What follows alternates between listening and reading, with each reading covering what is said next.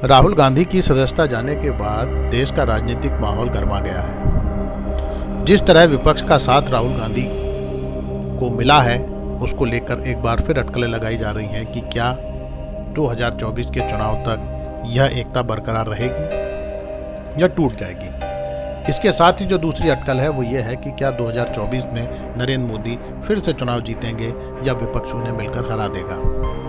अगर CSDS की एक रिपोर्ट को माने तो अगर विपक्ष एकजुट होकर चुनाव लड़ता है तो बीजेपी के लिए खतरे की घंटी होगा और बीजेपी ये चुनाव हार जाएगी। CSDS ने यह आंकड़ा तमाम 2019 में बीजेपी को मिले वोट और विपक्ष को मिले वोट के एनालिसिस के आधार पर निकाला है।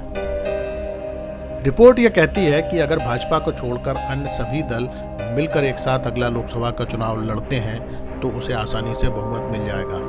खास बात यह है कि यह सर्वे राहुल गांधी के एपिसोड से पहले हुआ है। राहुल गांधी के सदस्यता समाप्त करने के बाद जिस तरीके से विपक्ष एकजुट नजर आ रहा है और जिस तरीके से कांग्रेस एग्रेसिव नजर आ रही है, उसे देखकर लगता है कि ये एकता बनी रहेगी और अगर ऐसा होता है तो फिर हो सकता है कि इसमें बीजेपी को और ज़्यादा नुकसान होने की संभावना है। CSDS के आंकड़े बताते हैं कि अगर विपक्ष पूरा एक साथ चुनाव लड़ता है तो बीजेपी को आने वाले 2024 के चुनाव में 235 से 240 सीटों पर संतोष करना पड़ सकता है, जबकि विपक्ष को 300 से 305 सीटें मिल जाएगी।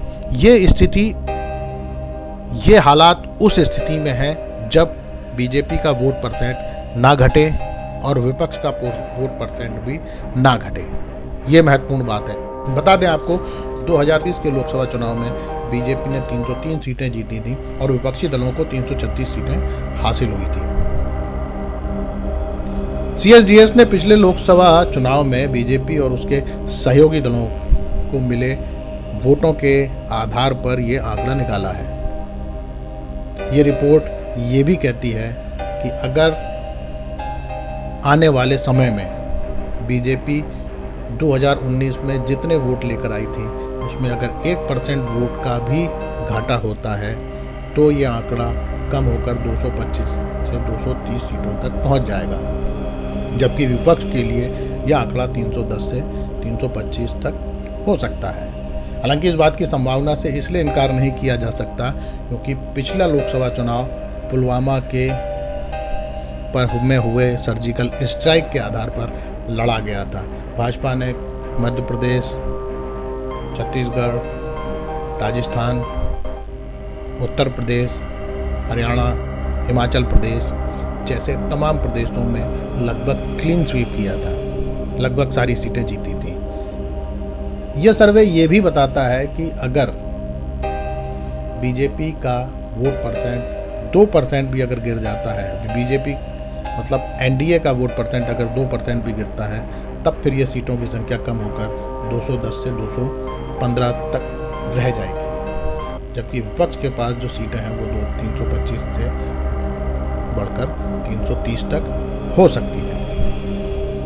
लेकिन यह तभी होगा जब सारी पार्टियां एक साथ आ जाएं और चुनाव लड़ें।